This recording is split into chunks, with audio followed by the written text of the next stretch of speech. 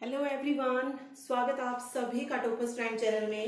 इस वीडियो में आज हम बात करेंगे DSSB का जो मैथ का पेपर हुआ है 10 जुलाई को पीजीटी का, उसके बारे में कि किस तरीके के जो है क्वेश्चन देखने को मिले।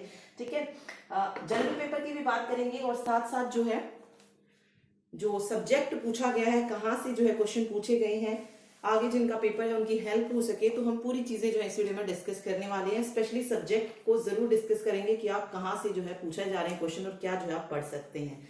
ठीक है, चलिए देखिए, सबसे पहले हम बात करते हैं रीजनिंग की। तो आगे जिसका भी पेपर है, चाहे मैथ का ही है या किसी और सब्जेक्ट का है या फिर टीजीटी के भी जो है पेपर आ रहे हैं, तो इन सब के लिए जो आप रीजनिंग कहाँ से कर सकते हैं, रीजनिंग की जो अदर पेपर हुए हैं उनकी जो आंसर की आ चुकी है वहां से जो है आप रीजनिंग को कवर कर सकते हैं। ठीक है, सिर्फ उन्हीं क्वेश्चंस की आप बार बार प्रैक्टिस कीजिए। तो 20 क्वेश्चंस को जब आप सोल्व करके देखेंगे हर एक पेपर के, तो आपकी एक तो प्रैक्टिस हो जाएगी और आपका टाइम जो है वहां पे बच जाएगा। क्योंकि मैथ में क्या प्रॉब्लम रही, कुछ बच्चों का यही था कि पूरा पेपर जो है वो कंप्लीट नहीं कर पाए। ठीक है, तो प्रैक्टिस करेंगे आप फर्स्ट पेपर की अच्छे से, तो उसमें आप अपना जो है टाइम सेव कर सकते हैं और उस टाइम को आप सेकंड पेपर में यूज कर सकते हैं। ओके, तो जिनका आगे पेपर है वो जो है जिनकी आंसर की आ चुकी है वहां से आप रीजनिंग की तैयारी कीजिए। और रीजनिंग में वही पूछा गया, कुछ नया नहीं था, वही अल्फाबेटिकल सीरीज जो थी पूछी गई थी। सिमिलरिटी वाले जो क्वेश्चन होते हैं वो पूछे गए। इमेज की, इसमें कौन सी इमेज, मतलब इनसे मतलब यहाँ से जो है इस इमेज को किस तरीके से पूरा किया जा सकता है, या फिर जो मिरर इमेज वाले या वाटर इमेज वाले को जो क्वेश्चन आ रहे हैं, एक क्वेश्चन यहाँ से देखने को मिला। ठीक है, तो यही क्वेश्चन जो है बार बार घुमा फिरा के वही पूछे जा रहे हैं, कुछ भी अलग नहीं है रीजनिंग में। तो रीजनिंग की आप प्रीवियस नहीं, जो अभी पेपर हुए हैं जिनके आंसर किया चुके हैं वहां से आप प्रैक्टिस कर सकते हैं। और टीजीटी का जिसका एग्जाम है वो भी, क्योंकि टीजीटी के भी जो एग्जाम 1 तारीख से शुरू हो जाएंगे और उसके बाद जो है आगे और अगर एग्जाम होंगे तो उनकी डेट भी जो है जल्दी आएगी। तो यही पैटर्न जो है फॉलो होगा। ठीक है, तो अच्छे से तैयार कीजिएगा। चलिए फिर बात करते हैं मैथ की। तो मैथ में वही एवरेज के क्वेश्चन आए, SI CI, ये पूछा गया था। DI के 3 क्वेश्चन अलग अलग टेबल से या पाई चार्ट से, सारे क्वेश्चन जो है वही एज इट इज पूछे गए हैं। टाइम एंड वर्क से 2 से 3 क्वेश्चन थे, टाइम एंड वर्क के। ठीक है, तो मैथ में यही सब जो था पूछा गया था। ओके, एक क्वेश्चन जो बार बार आ रहा है, सबसे बड़ी भिन्न संख्या या छोटी, ये पूछ सकते हैं। तो सिंपल है उनको निकालने का तरीका, उनको आप निकाल के देख सकते हैं कि कौन सी बड़ी है कौन सी छोटी है। ठीक है, तो मैथ में आप मान के चल रही 9 से 10 क्वेश्चन जो है आपको बहुत इजी देखने को मिलेंगे, जो कि आप मतलब सेकंड्स में आप उन क्वेश्चंस को सॉल्व कर सकते हैं। ठीक है, मतलब कुछ क्वेश्चंस ऐसे आ रहे हैं, अगर हम देखें तो हर एक शिफ्ट में किसी में 2 क्वेश्चंस ऐसे हैं कि जो नहीं हो पा रहे हैं, किसी में 4 से 5 है, लेकिन 12 से 15 क्वेश्चन ऐसे हैं जिनको आप इजीली कवर कर सकते हैं। ठीक है, चलिए इंग्लिश में भी वही, इंग्लिश में जो है देखिए हर एक चीज 2-2 नंबर्स की पूछी जा रही है, चाहे सिनोनिम आए, एंटोनिम्स हो। ठीक है, मिस स्पेल्ट वर्ड हो गया, वन वर्ड हो गया, इडियम पूछी जा रही है, 2 फिलअप्स हैं, फिल इन द ब्लैंक्स। ठीक है, ये भी 2-2 आ रहे हैं। ठीक, 5 नंबर का पैसेज हो गया, फिर दो या एक, किसी में 1 नंबर का किसी में 2 नंबर का जो जंबल्ड सेंटेंस होते हैं उन्हें अरेंज करना जो है पूछा जा रहा है। ओके, 2 से 3 क्वेश्चन आपको एरर फाइंडिंग के मिलेंगे।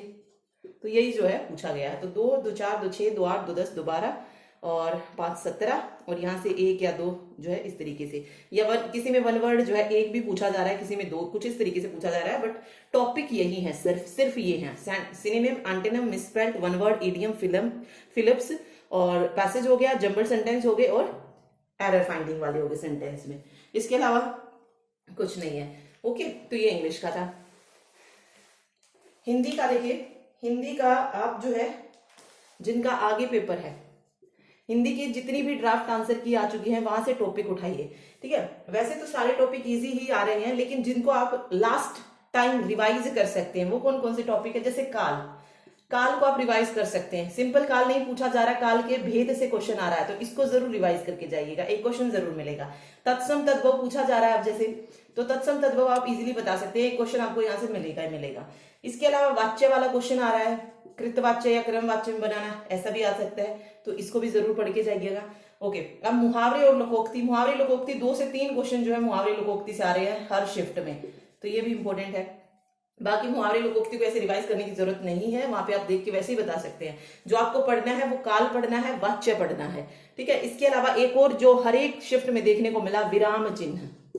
विराम चिन्ह से जो है पूछा जा रहा है कि कौन सा सेंटेंस है जिसमें सही तरीके से विराम चिन्ह का यूज हुआ है।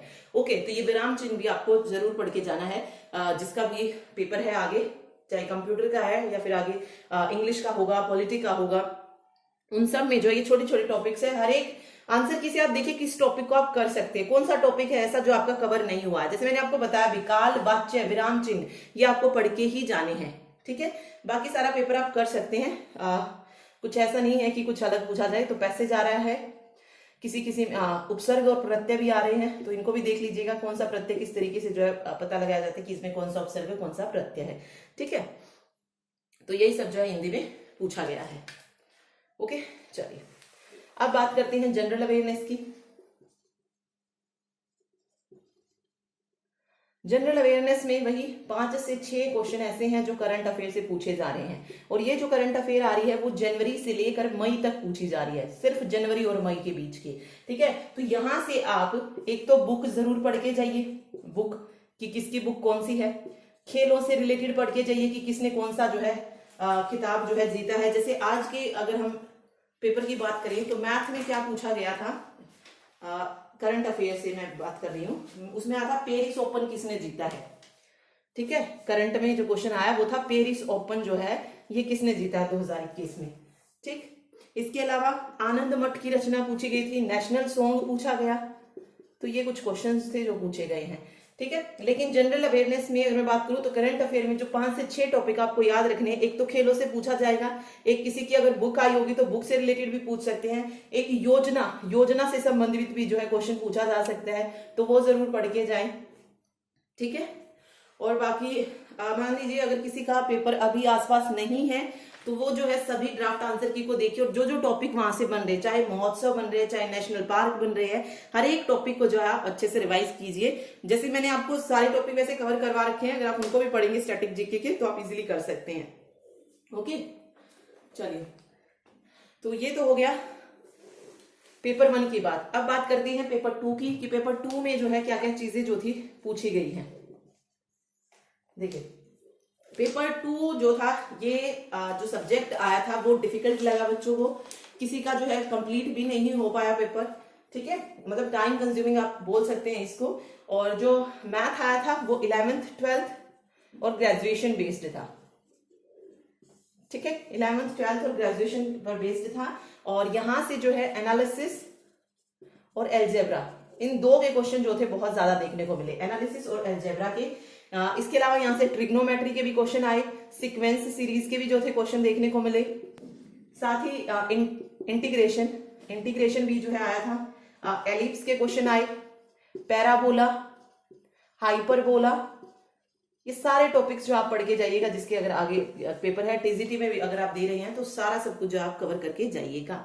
ओके, तो मेनली जो सिलेबस पूछा गया वो 11th 12th और ग्रेजुएशन का पूछा गया। तो आगे भी अगर किसी का एग्जाम है पीजीटी का तो आप जो है ग्रेजुएशन लेवल और 11th 12th दोनों को जो है कंप्लीट करके जाइएगा। चाहे आपका कंप्यूटर का है पेपर मान लीजिए तो कंप्यूटर में भी जो आप 11th 12th और ग्रेजुएशन लेवल तक जो है पढ़ के जाइएगा। फिर पॉलिटी का है तो पॉलिटी में भी आप ग्रेजुएशन लेवल की जो बुक होती हैं आपके पास होंगी कॉलेज वगैरह में, तो उन सभी चीजों को आप कवर करके जाइएगा। और 11th 12th भी जो है साथ में पढ़ के जाइएगा, जो भी एनसीईआरटी की बुक्स आती हैं 11th 12th की, ठीक है। तो मतलब जो भी एग्जाम आपका होगा आपको पीजीटी में इन सब्जेक्ट्स को कवर करना जरूरी है, ठीक। तो ये था आज का analysis. Thank you so much.